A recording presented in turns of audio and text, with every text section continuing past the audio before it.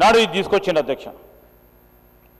దీంట్లో కూడా మరి వారు ఇదే విధమైన ప్రయత్నం చేసిన గ్రిడ్కు సంబంధించి మరి అప్పుడు ఏర్పాటు చేసుకున్న పారిశ్రామిక వాడల్లో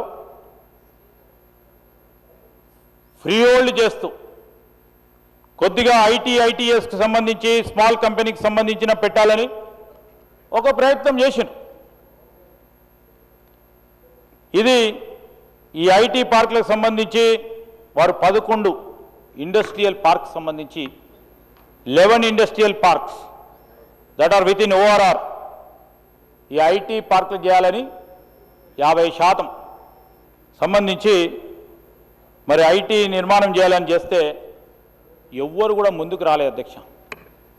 చాలా వరకు కూడా ముందుకు రాలే. అదేవిధంగా నేను ఇంత పూర్వకం చెప్పినట్టు ఈరోజు shifting of industries out side 2013 ఏ నిర్ణయం అయితే ఆనాడు ఉమ్మడి ఆంధ్రప్రదేశ్ రాష్ట్రంలో తీసుకున్నామో ఇదంతా కూడా ఈ 45 లొకేషన్స్ ఆనాడు గుర్తు చేశారు అధ్యక్ష, గుర్తింపు ఇచ్చారు. ల్యాండ్ యూజ్కు సంబంధించి కానీ ఈ ఇండస్ట్రియల్ ఏరియా లొకేషన్ అథారిటీస్ అని ఐలా అంటాం అధ్యక్ష, వాటన్నిటి విషయంలో కూడా నిర్ణయం తీసుకొని ముందుకు పోవటం జరిగింది అధ్యక్ష. ఏం మతలబు ఉందని అడిగేవారికి అసలు మీరు అడిగే మా మిత్రులను అడుగుతా ఉన్నాం, అసలు మీరు ఏ నైతికతో మమ్మల్ని అడుగుతా ఉన్నారు? లీజ్ ల్యాండ్ని ఫ్రీ హోల్డ్ చేస్తూ తీసుకున్న నిర్ణయం, ఎలక్షన్లు వచ్చే కొద్ది నెలల క్రితం తీసుకున్న నిర్ణయం ఈరోజు తప్పు కానే కాదు సార్. ఇది హెల్త్ పాలసీ ఒక సైంటిఫిక్గా ఒక శాస్త్రీయబద్ధంగా ఈరోజు మీరు లేరు. నేను చెప్పాము ఎందుకు తీసుకున్నాం అనేది. నేను ఈరోజు మేము చెప్తాను, అది కూడా చెప్తాం సార్. ఈరోజు చేయకుండా ఉంటే పరిశ్రమల అవతల వైపు తీసుకోపోకుండా ఉంటే చరిత్రలో పెద్దగా అతి ఘోరమైన తప్పు భావి తరాల కింద అందించేవారు అధ్యక్ష. అది చెప్తా ఉన్నాం అధ్యక్ష. ఈరోజు మేము 30% చేసినాం, 50% ఎందుకు చేసినాం కూడా చెప్తాం అధ్యక్ష. Please wait. వాళ్ళు మాట్లాడినని మీరు మాట్లాడటం, మీరు మాట్లాడి వారు మాట్లాడి ఇద్దరు కలిసి మాట్లాడుకొని లోపల మాట్లాడి బయట మాట్లాడి మేము మన ఇద్దరం కలిసి ఇదే విధంగా మాట్లాడదాం అనుకునేటం అది కూడా చెప్తాం అధ్యక్ష. ఈరోజు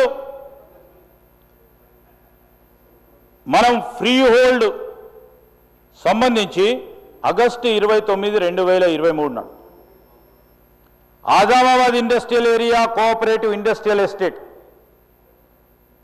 ఫ్రీ హోల్డ్ హక్కు మంజూరుకి జియో నెంబర్స్ 19, 20, 21 జారీ చేసింది అధ్యక్ష. ఈరోజు చేసేదేంది?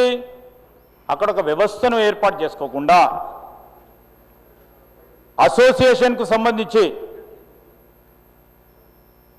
వారు టీఆర్ఎస్కు సంబంధించిన వారు అన్ని పారిశ్రామిక వాడలని ఏదో కొత్తగా చెప్తున్నట్టు తిరిగి వస్తూ ఉన్నారు అధ్యక్ష.